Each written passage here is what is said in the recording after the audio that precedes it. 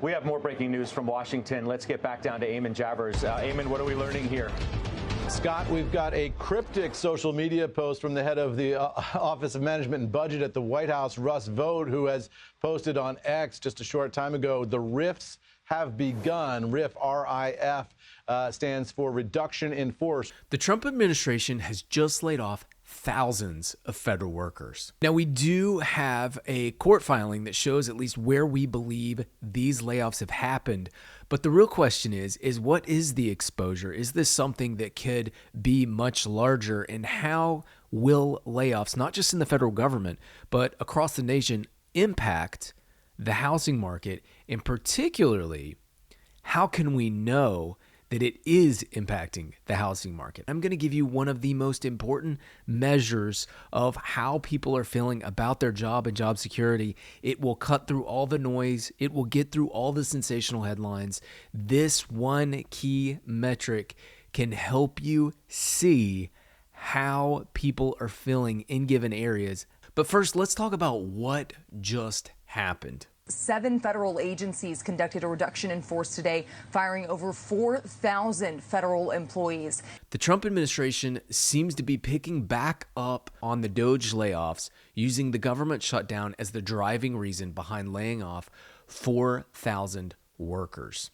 While this is a relatively small number, there are questions on whether this is just the beginning and just how many in total will get laid off. If we do look at a map, the vast majority of federal workers are in Virginia and Maryland, in the D.C. area.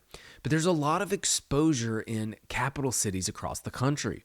Tennessee has 32,000 federal workers. About half of those are in the Nashville area. Now, outside of federal workers, Tennessee's state budget, over $20 billion, comes from the federal government. That could also present a problem. However, if we were to speculate, 4,000 employees really isn't that many employees. It seems to be more making a political statement than it is actually cutting. But if these cuts are making a difference in the housing market, what key metric could we look at that might help us determine how people are feeling about purchasing a home? How about demand as seen through contract volume? Nationally, demand is slightly above where it was last year. Now, this is extremely important because as we look at the future, we want to be watching this number to see if these things are materializing into home buying decisions. We will see it first with pending sales, and pending sales are about flat to where they were last year. In this chart, we have the blue line for 2025 and the purple line for 2024. Each week, it continues to come in just a little ahead of last year.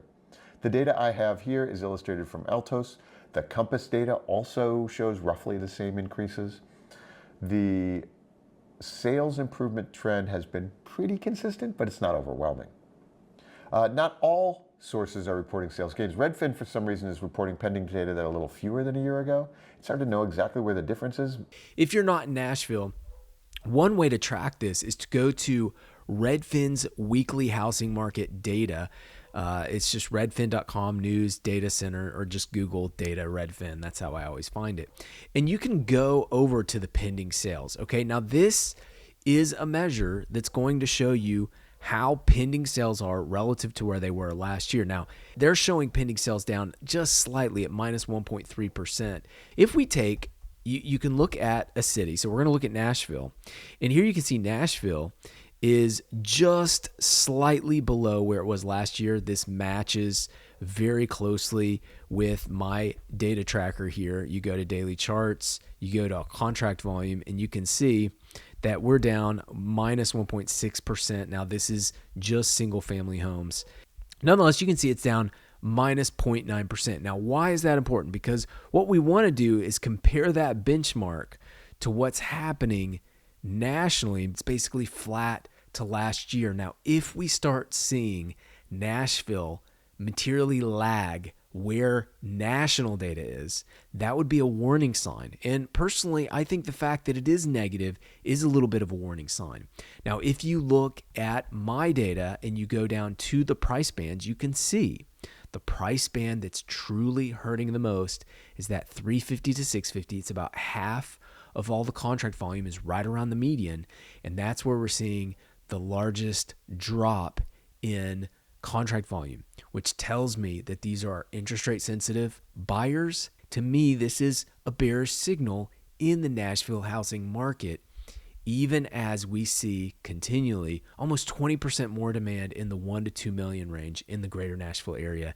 And that's got to be 25 or 30% more $2 million houses right now under contract than at this time last year. It's really wild to watch. But will the stock market sell-off change the dynamics here? Will the layoffs, Q4 layoffs, maybe broader than just the federal government, will that begin to impact the housing market here? We're going to watch that very closely, and we're going to watch it by price band, and we're going to watch it with the contract volume chart.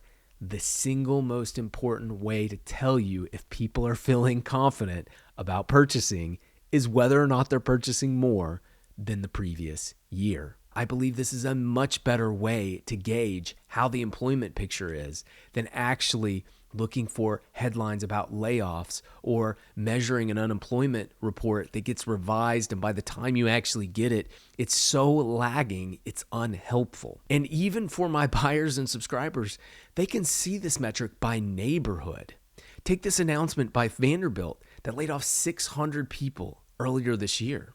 Now, I have noticed in some of the neighborhoods around Vanderbilt that it's been much softer this year than in the past. And part of me wonders, is it the layoff announcement that's driving some of the softness there?